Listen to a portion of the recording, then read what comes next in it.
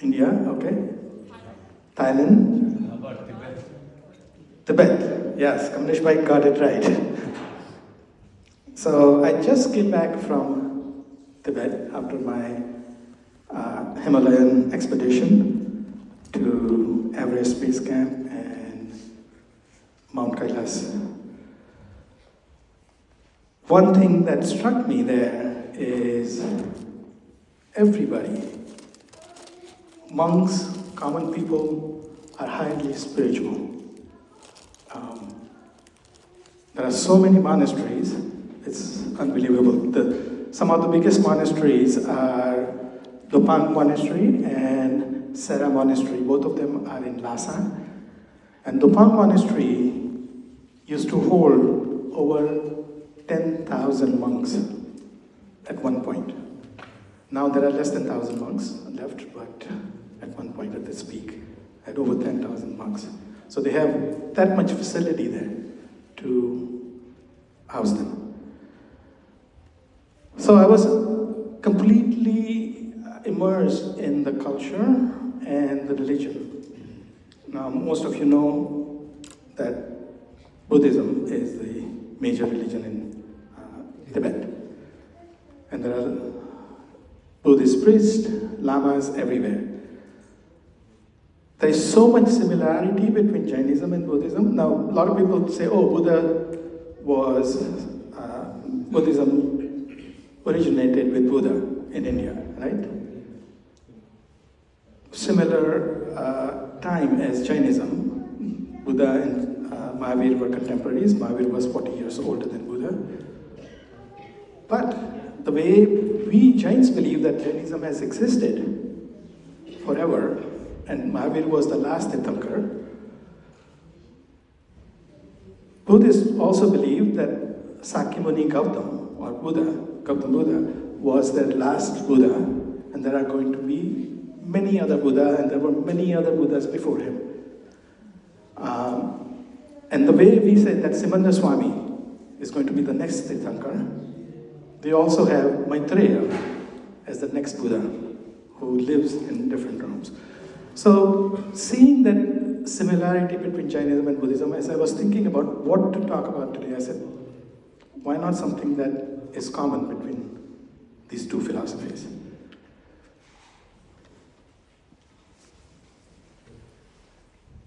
Why do we talk about mindfulness today? Today's the environment is such that there is rise of divisiveness, there is rise of hatred.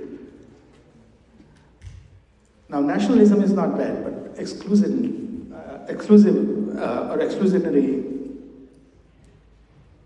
nationalism is a problematic. We had inclusive nationalism when India got independence, right? Nehru's and Gandhi's vision was inclusionary. But today what we have is exclusionary, which is really dangerous. There's a lot of stress we all go through, significant amount of stress, right? Cell phones. As soon as we get up in the morning, first thing we open is our cell phone, right? We check all our emails. Maybe even brushing your teeth, you may be going through your messages. We have environmental crisis. So there are all kinds of issues where I believe that mindful can be of significant help to all of us. Now, as I said earlier, both of the non-theistic religion have at its root mindfulness. In Jainism, it's Samyak Darshan, Samyak Gyan, Samyak Charitra. Can anybody tell me the meaning of Samyak Darshan, Gyan, Charitra?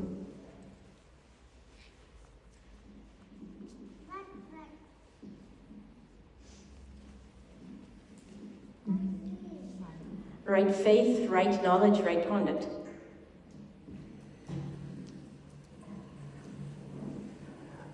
So that is commonly talked about thing. I have slightly different take on it, and I'm going to present that. Samyak. What is the meaning of samyak? Samyaktva. Balanced, Yeah. rational, Balance. rational. So somehow it became translated into right. Now as soon as you have right, then there is wrong. And philosophy that talks about anekantvad, the whole right and wrong becomes an issue. The other thing is darshan is translated as faith rather than awareness. Right? So the way I like to see is Samyak Darshan is rational awareness, rational knowledge, rational charitra, action. So what is rational? Balanced or mindful? So in my opinion, the way we should be looking at Samyak Darshan and Charitra is mindful vision, mindful awareness, mindful knowledge, and mindful action.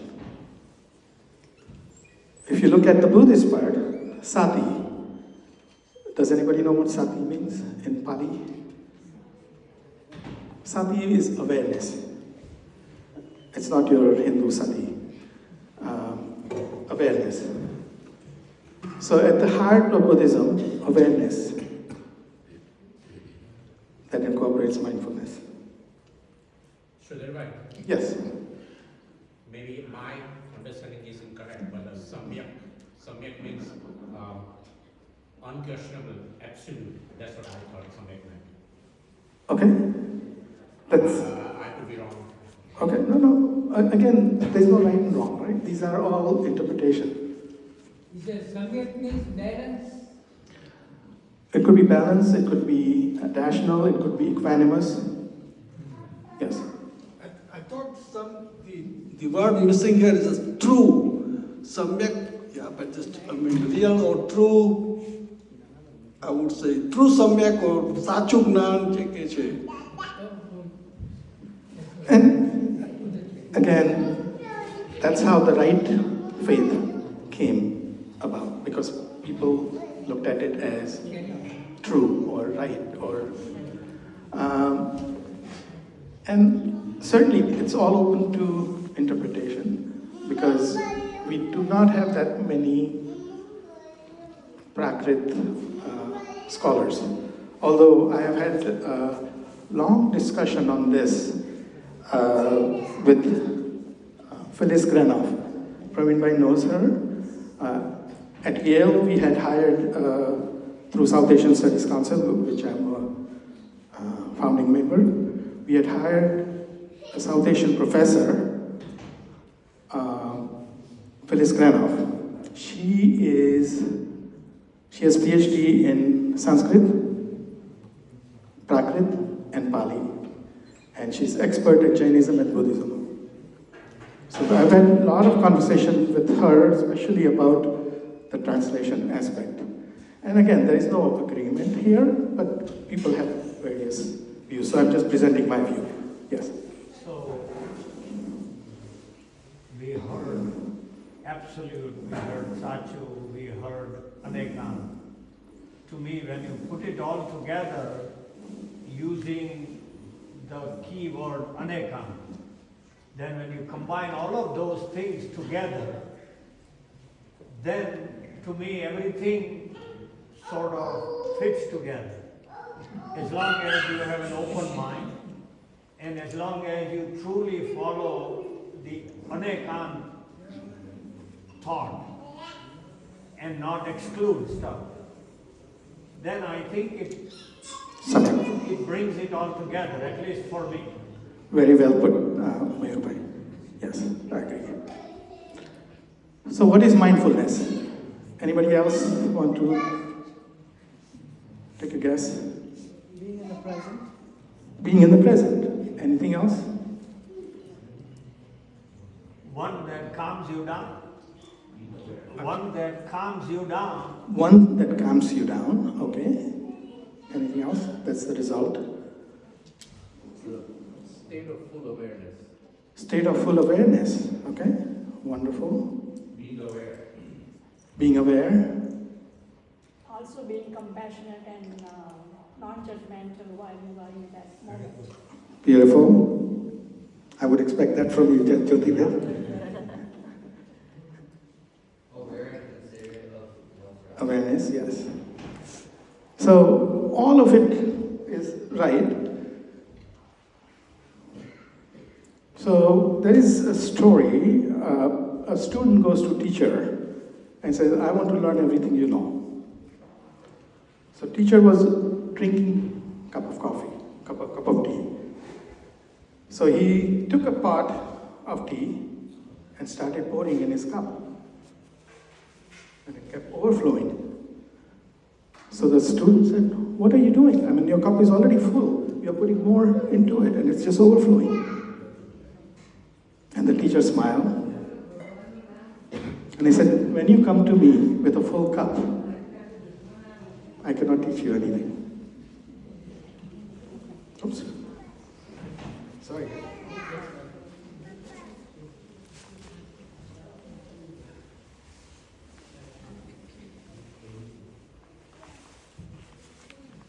That's the last one.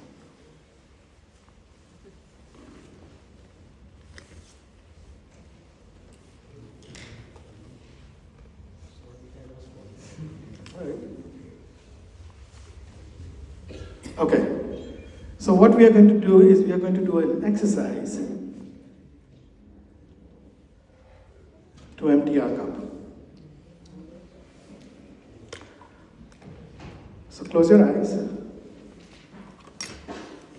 Take a deep breath.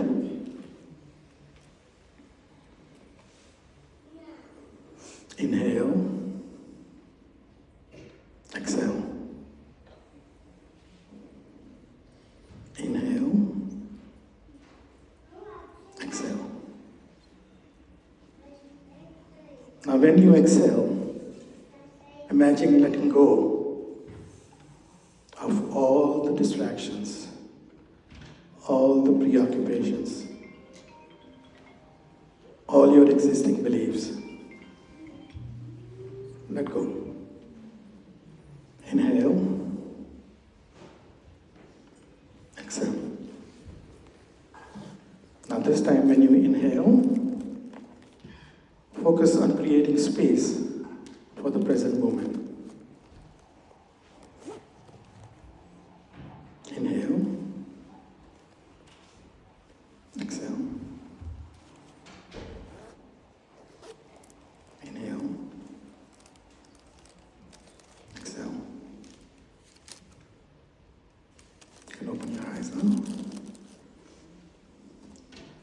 So this is just a small glimpse of one of the mindful meditation. So again, let's go back to mindfulness. When you talk about mindfulness, you cannot but remember Thich Nhat Hanh, right? He has written so many books on mindfulness. Vietnamese monk. He has done amazing work as well in terms of helping refugees, helping people. So he says the true home is here and now.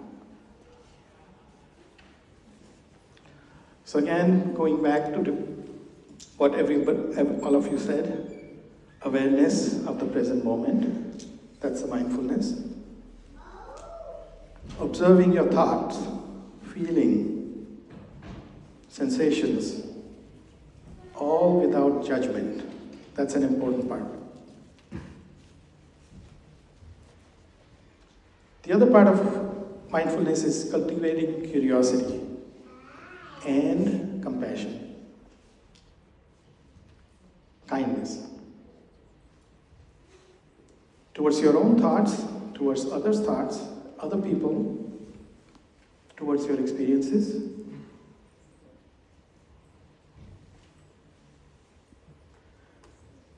And there are three components of mindfulness. Intention, that's very, very important.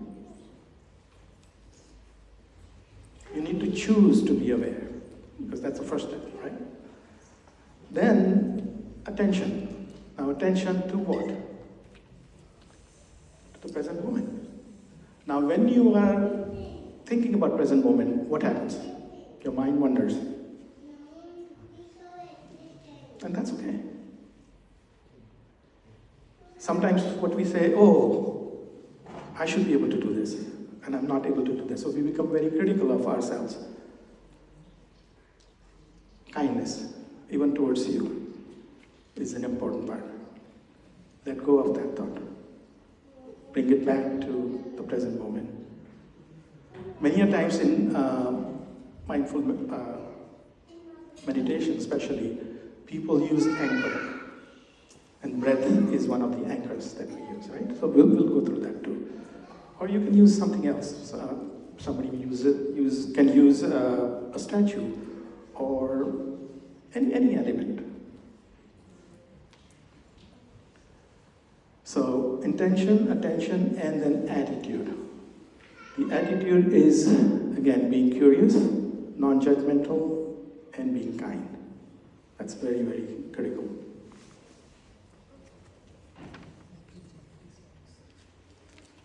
It's experiential, right? So, unlike some of the, like math, right? 2 plus 2 is 2. 2 plus 2 is 4, and then for the rest of your life, you know that. Mindfulness is something that you have to practice every single day. It's developing your muscle. It's developing those neural connections. Because we all know that neurons that fire together wire together. So, if we are thinking, if we are getting distracted, if we are thinking about a lot of things, we are worrying about it, we are dwelling in the past, analyzing it, or concerned about the future. That's how you're wiring your brain. And what you need to do is rewire it to be in the present moment. Anybody can do it. It's not difficult, but it takes time. It's not overnight. Sir, Yes? what was the second item on components of mindfulness? Attention. And the last one? Attention. Attention. Attention. Then the last one? Right. And what I will do is I will share this presentation. It's already. Okay, all right, perfect. So you will have access to all the slides. So let's try the mindfulness breathing exercise again. You can close your eyes if you want. If you want to keep it open, that's fine. Whatever works for you. Just sit upright.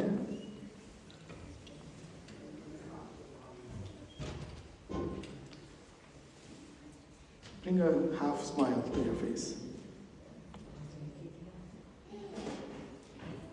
Why half smile? The muscles you use in half smile help you concentrate. And if you see Buddha's statues or Mahavir's statues, they're all in half smile. So soften your gaze.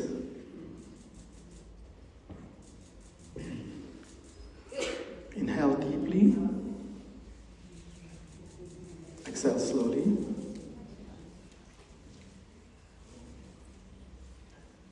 Now here we are going to concentrate on your breath, right? So when you inhale, you can feel your breath in your nostrils, maybe in your throat, going into the lung. And then you get distracted, something happens, right? That's okay. Bring it back. Concentrate again on your breathing. Inhale.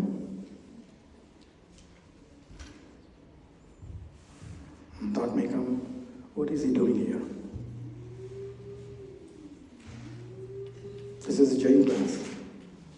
He keeps bringing these weird topics here. That's okay. Just bring your thought back to your breath.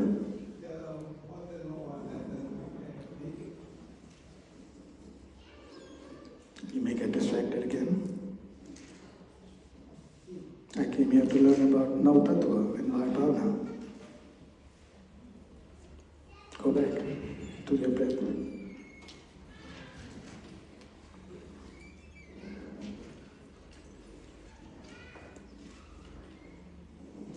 In, out.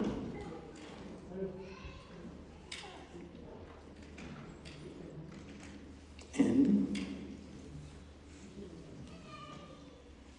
out.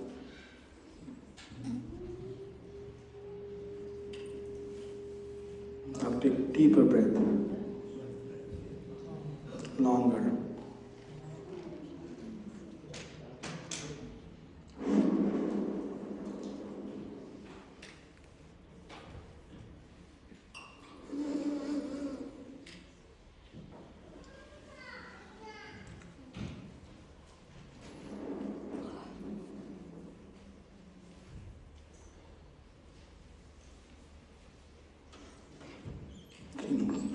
Three more breaths.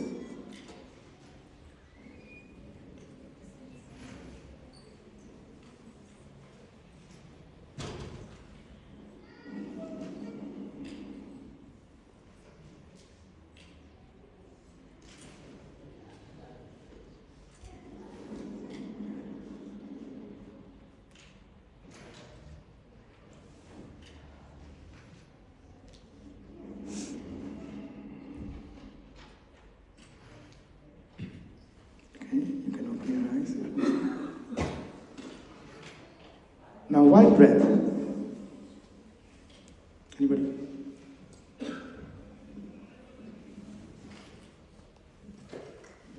Because it's always with us. We don't have to look somewhere out. It's within us, so we can able to focus. And one more thing that you mentioned that the mind wanders around and we have to bring it back. But the fact that you know that your mind wandered itself is a mindfulness. Beautifully put. Right? So, Beautifully put. so just being aware, even when we are closing our eyes and we hear a lot of sounds we heard right now, just acknowledging it. Again, in that it comes a non-judgmental and being compassionate. Okay, there was a reason why that noise came. So that's what mindfulness is all about.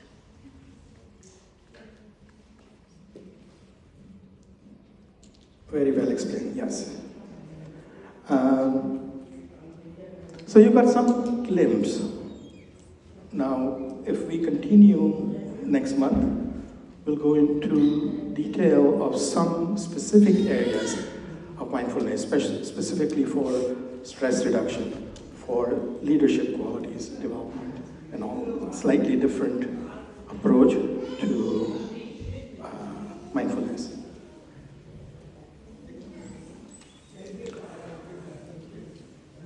So we all know the benefits of mindfulness, right? But imagine if you were present when you were talking to, say, your spouse or your children, 100% there. You were listening to them fully. Can you feel the difference in the connection you may have with that person? Right. Typically what happens, we do, again, in this world, we got used to doing multitasking. On one hand, you could be doing the dishes, the second moment, your child could be studying and you may be instructing them to do whatever they want. It doesn't work. So ultimately, if you look at it, your productivity and the quality of your output would suffer. There's a famous quote by Gandhiji. He said, I have so many things to do today. Instead of 1 hour, I'm going to do 2 hours of meditation. Because that's so important. Bring us back to the mindfulness. Then you can accomplish a lot more. Reduction of anxiety, depression. Who is not stressed here?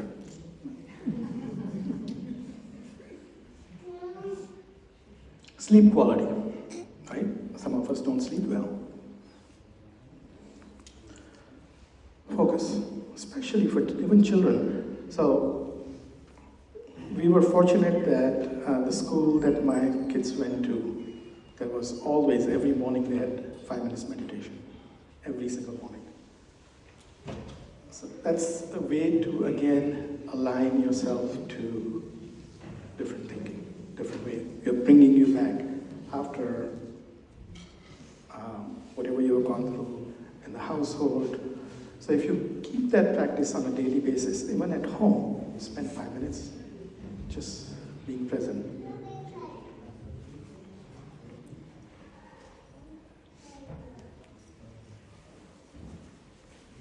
So we learn best by stories, and we know from Jainism, from any religion, right? There are lots and lots of stories, and that's how we learn.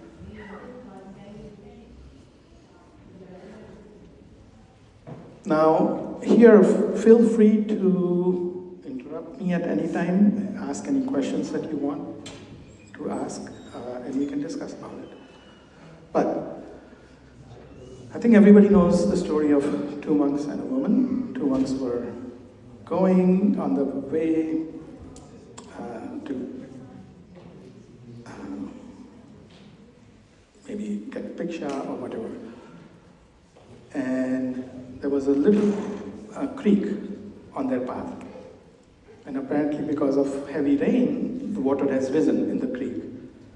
And there was a beautiful woman sitting at the shore wanting to cross, but she was afraid to cross the creek.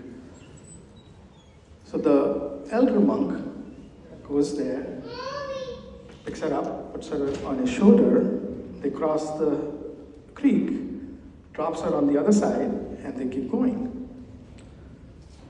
So they walked and walked and walked for another hour, and the younger monk said, I don't understand. We are monks. We are not supposed to touch women, and you even took her on your shoulder. So the guy said, I left the woman at the shore long time ago, but you are still carrying her in your mind. Right? So what does that story teach us? There are so many things in our life that we carry with us that are meaningful, absolutely meaningless. They no longer have any value, but we still continue carrying it. So you all have something to write, I suppose. So write down something you have been mentally holding on to. Any regrets, any grievance.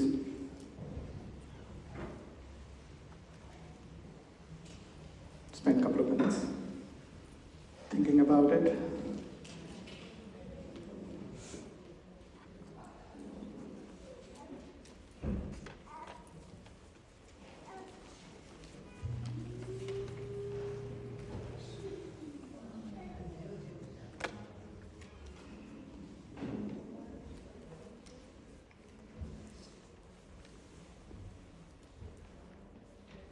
Does everyone have at least one thing?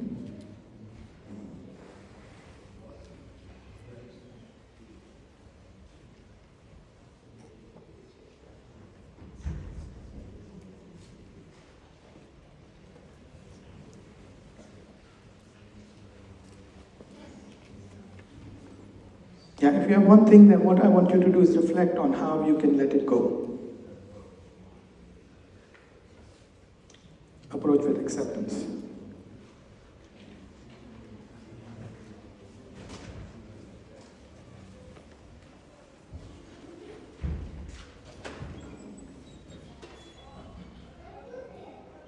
If anybody would like to share.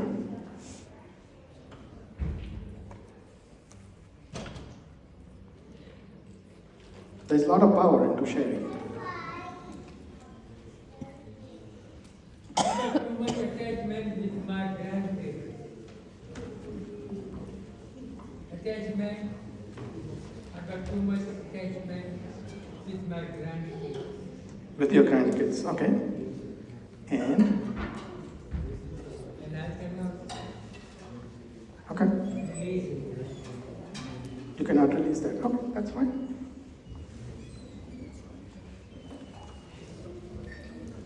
Anyone else says anything to that? You can let go. Okay, we can move on then.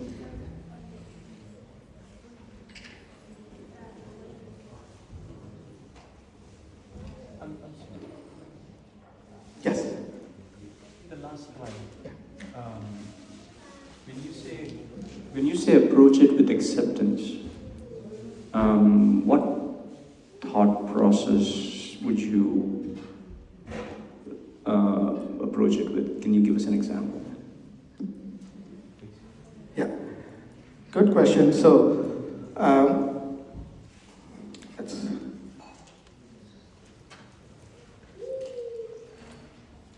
the question was, how do you approach it with acceptance, right?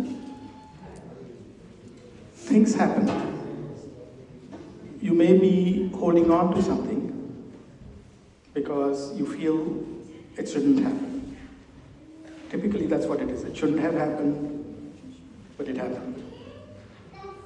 What has happened, you cannot change, can you? Okay. So, the choice here is either you brood over it or you say, okay, it happened. I cannot do anything about it.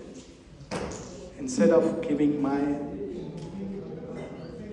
mental energy towards that, where can I put that energy?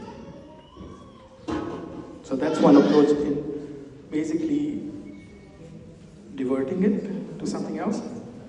But ultimately, unless you fully accept it, you will not be able to move forward in long run. And we'll come to a couple of other things where it would be even more apparent when you see a couple of other exercises. Horse and a rider. The horse was, a rider was basically going through a town with a galloping horse. And they were going very rapidly, very fast. Yes? I just want to make a comment because it's related to mindfulness and sort of the exercise we just had us do. I don't want to share my specific regret or whatever it is I'm trying to let go of. But I read recently something, a quote about empaths in general. So EMPATHS.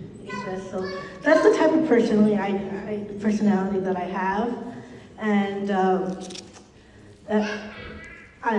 regarding resilience and the path that I have taken, so I'm sharing this in case other people can relate. So moving from naive innocence to awakened strength. And the reason why I think this is very much related to mindfulness is that it's all about awakening, right, and awareness. So it is fine to be, Buddha and innocent. However, to move beyond that and be aware and use that as a strength instead of a weakness. So I just felt like sharing that. Thank you.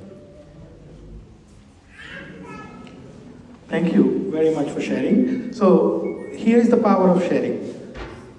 How many people got some value of what she shared, right? So we learn from each other. So that's the best way to learn is through sharing. And yeah. So the horse, the rider was just galloping through a town very fast. And the little kid asked, "Where are you going so fast?" And the rider said, "I don't know, ask the horse."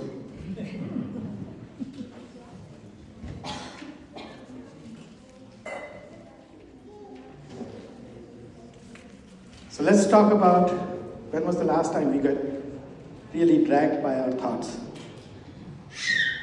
The horse is like our thought, right? We are the riders. Unfortunately, we don't have full control is probably not the right word, but we are not in charge of our thoughts. Any thought that you got dragged well done.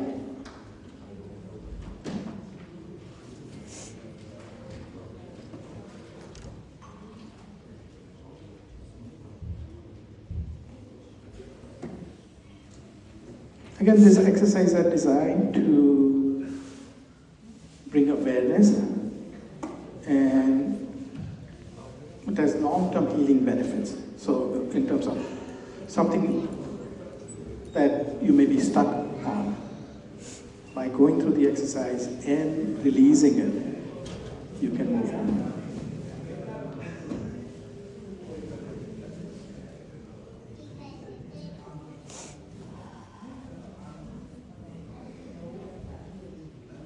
Yep.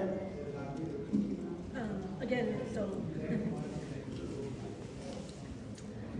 so I don't know if this is necessarily my thoughts. However, if I think we've all been in situations where people have shared what they think of us, their opinions of who we are, what we do, etc.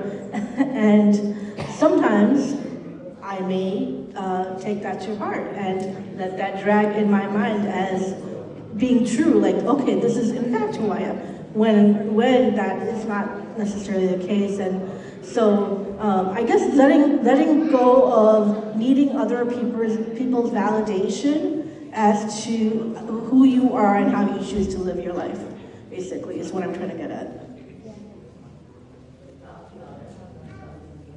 Yes, other people's opinion, that's one of the biggest drag on our life, right? And that becomes even worse when you are ashamed by it. So next month we'll also do some work on the shame part, because shame is unfortunately a big part of everybody's life, and that comes typically through what somebody said or what we interpreted as shameful. And shameful is worse than guilt, because guilt is it's I did something wrong, versus shame is I am wrong, which is worse, right? So, yeah. Yeah, I just wanted to share with the previous slide about dragged ideas, dragged thoughts.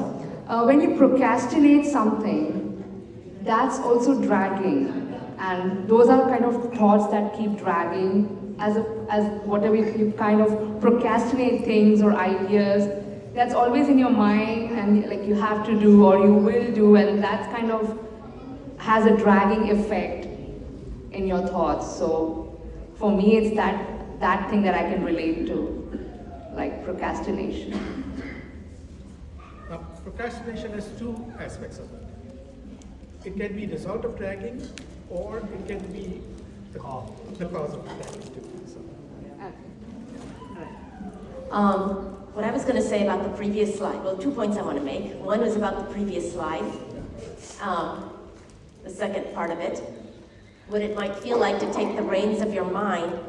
I would imagine that if you can take the reins of your mind and be in more control of your mind, then you can accomplish more in your day. And so you can feel accomplished. You can feel like, okay, you got some things done, because you're able to focus your thoughts and take control of the mind. Yes. The other thing I was going to say about shame versus guilt, I think one way of looking at it is to elaborate on what you said. Guilt is what you feel for something you've done, and oftentimes it can be fixable. And so you can alleviate your guilt by fixing what you did wrong.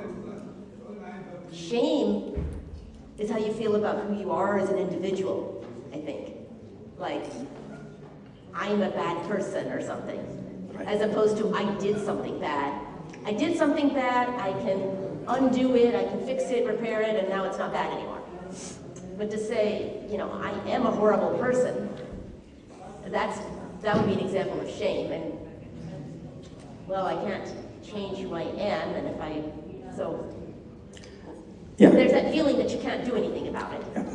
Shame is certainly more insidious, and that becomes the cause of a lot of depression as well. So we'll in the next session we'll go deeper into it. But here I just wanted to introduce some of the thoughts and some of the concepts, and then we can dive deeper into it. Yes.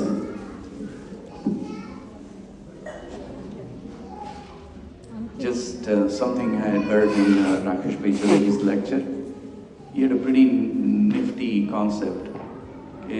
कोई भी worry होए, कोई भी procrastination होए, कोई भी annoyance होए, तो એને you should weigh it and say આ worry જે છે એ 1 કિલો જેટલી છે કે 20 ગ્રામ જેટલી છે અને હું મારા કેટલા બ્રેઇન સેલ્સ એની પાછળ વાપરી રહ્યો છું. જેની અવેરનેસ જો કન્ટિન્યુઅસલી રહે તો આપણે જ્યારે પ્રોક્રેસ્ટિનેશનની વાત કરતા હોઈએ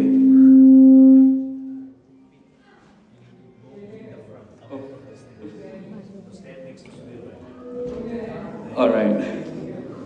Sorry about that.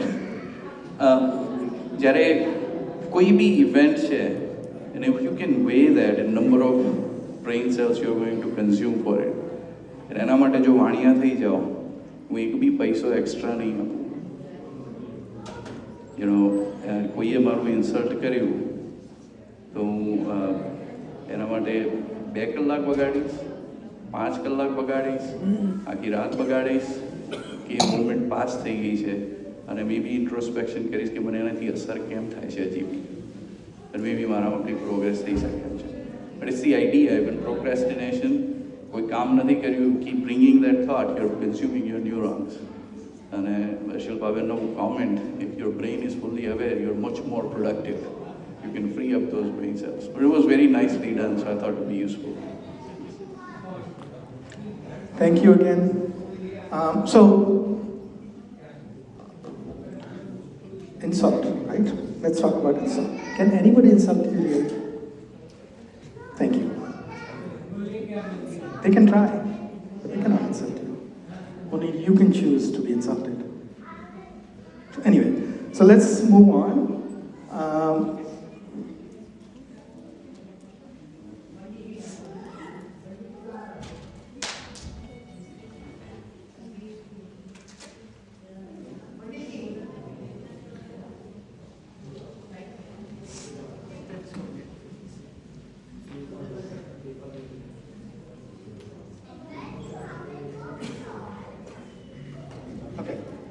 So coming back, the next, the monk had a really, really nice glass goblet. He used to cherish it very much. He, once a student asked him, he said, that seems to be pretty precious. And the monk said, yes, it is, but it's already broken. And the guy said, what do you mean? He said, I approach to this goblet as if it's already broken. So when I cherish it, I drink from it, I enjoy the sound of it when I click on it, I'm fully appreciating it currently because it's already broken in my mind. And of course, during that conversation, the glass fell and it broke. And he said, oh, okay, it is broken now. The idea of impermanence of everything and accepting that, you can enjoy it more in present moment, I think. If you think that everything is impermanent, okay.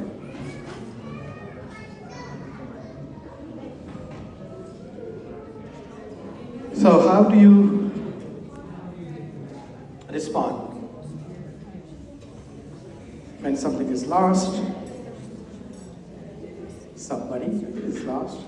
It could be a person, it could be possession. Anybody wants to talk about it?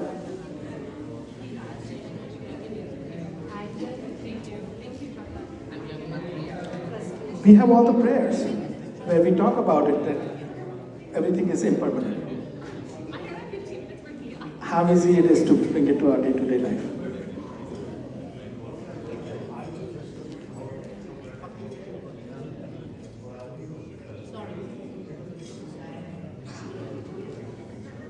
So just to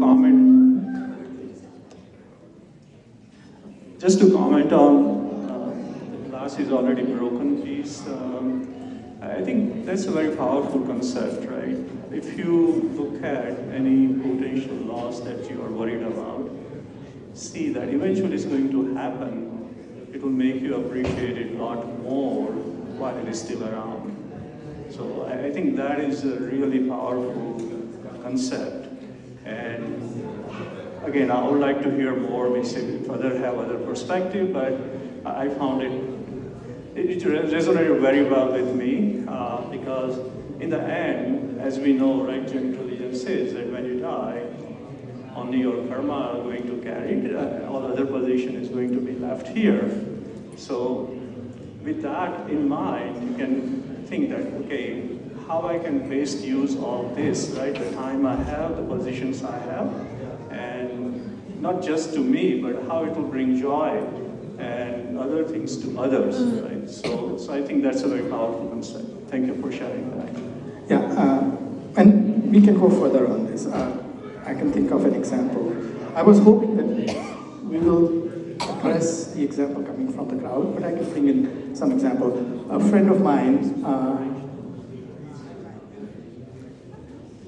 his wife had terminal cancer.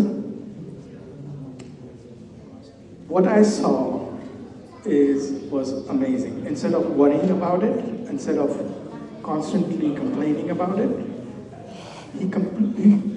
it just changed his life. He started celebrating every single day. They went on many trips together, they spent a lot more time together, right? And he said, I want to celebrate every moment I have with her. And that actually turned into an amazing thing. By the way, she's still living. And they're still enjoying life together. So, yes. It reminds me of the movie Anand, if people remember. Yes. Yes. I'm sure everybody remembers the movie Anand, where he had cancer and the way he lived his life. It's very true. I mean, Sudhirbhai, I can share, my personal experience. As everybody knows, I have lost Lalit, but it's the concept of Jainism that tells you that, this is meant to happen and it's going to happen to all of it. It was meant to be that way, and accept it and keep moving. So, I mean, this is all makes so much more sense anyway, according to our religious beliefs also. One more thing I would say about acceptance is one should not think or feel that when we are accepting something, we are giving in or we are incompetent. Those should not be coming in that way when they are accepting it. That's the biggest aspect. Everybody knows you have to accept, but when we really go through the process of acceptance, it's challenging. But these are the things one should keep in mind. Yes, celebration rather than grudges, right? Yeah. Don't accept anything holding a grudge, that, okay, I have no other choice. No. Instead, celebrate what we have. And that also gives some space for people. And in that space, lot happens. A lot happens, and the perception changes during that space. Yes. I think it's also important to keep in mind the difference between acceptance and agreement. You don't have to agree with what happened, you don't have to like what happened, but you accept that this is the reality, this is what's happened. And just leave it at that and move on. As opposed to trying to fight it, which you're not going to win anyways. But you don't have to like it. You can just... So, and I agree there, that's a better approach. But take it next step even, that's celebrate it. That opens up even more possibilities, more possibilities of transformation, yes. So the only thing I was going to say there is we have to be clear about what is it that we are celebrating.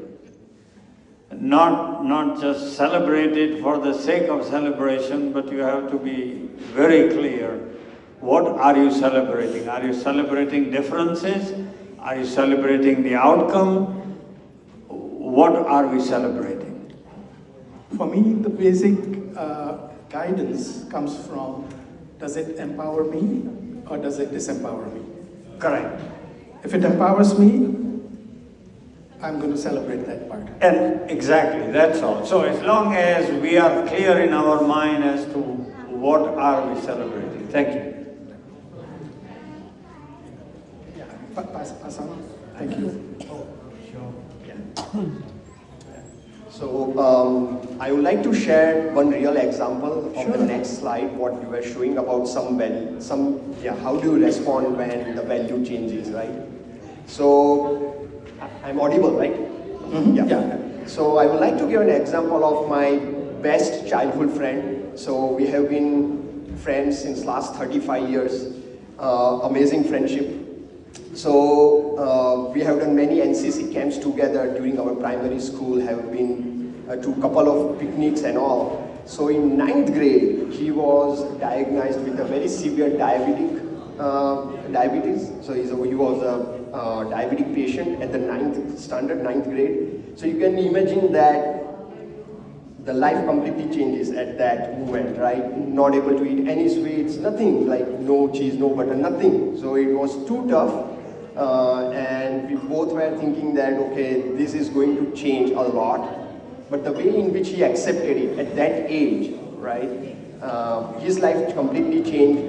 Looking at him, my perspective of life also changed. So the way in which he approached the life, right? And then accepted that change at that age was like commendable.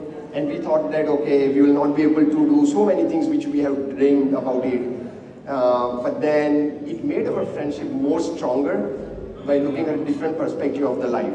So along with him, there were so many restrictions, but then I also had to change my scenario with him, and that really helped our friendship a lot. Just a month back, we did Himalaya expedition, so we trekked for 13,000 feet.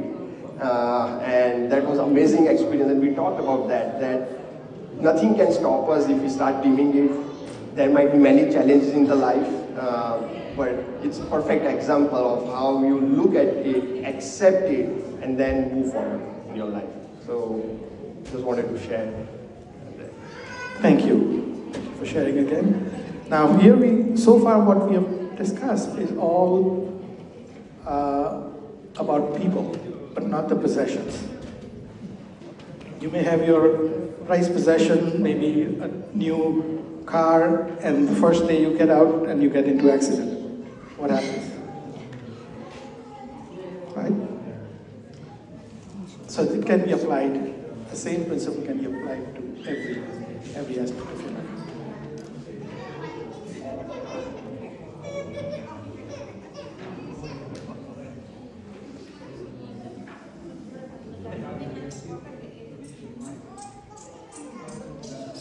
Again, it's self-explanatory. We discussed it, but if you want to even note down in your journal something.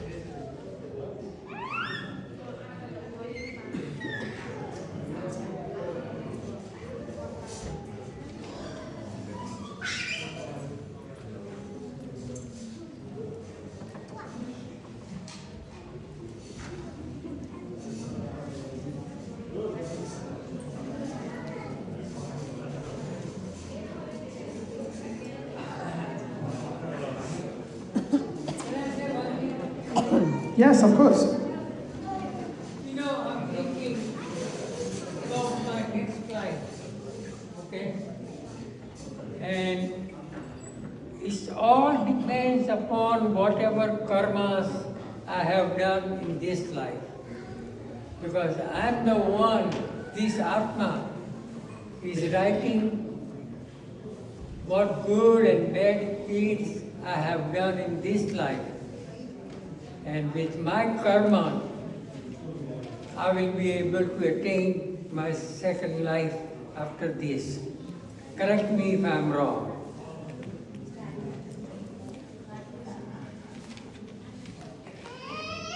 I'm going to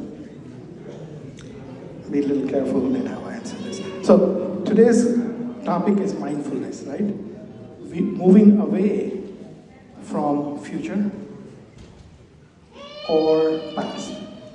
What you're talking about is something in future. Majority of our lives,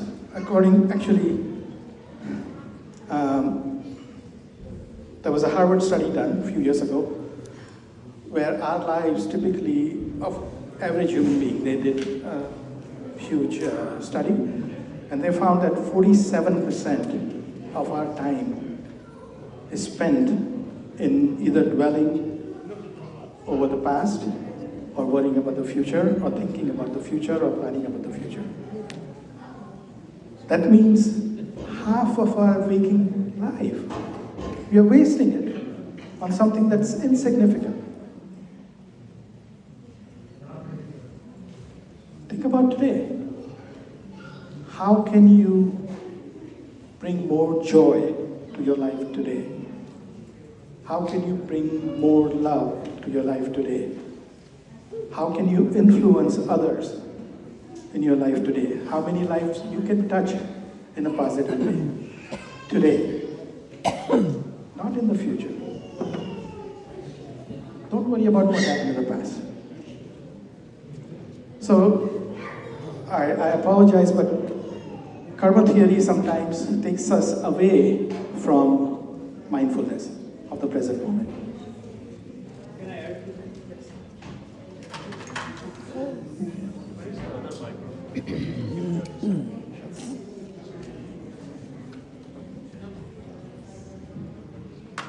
Here. So can you keep that with you? Yeah. Okay. Hopefully no feedback. So one way to look at the karma theory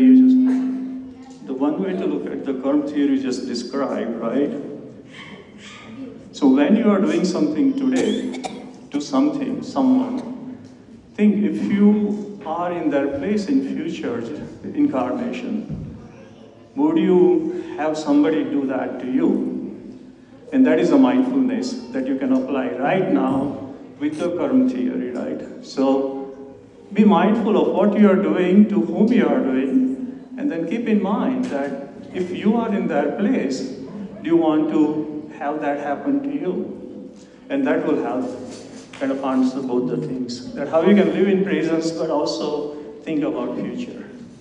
Something famous.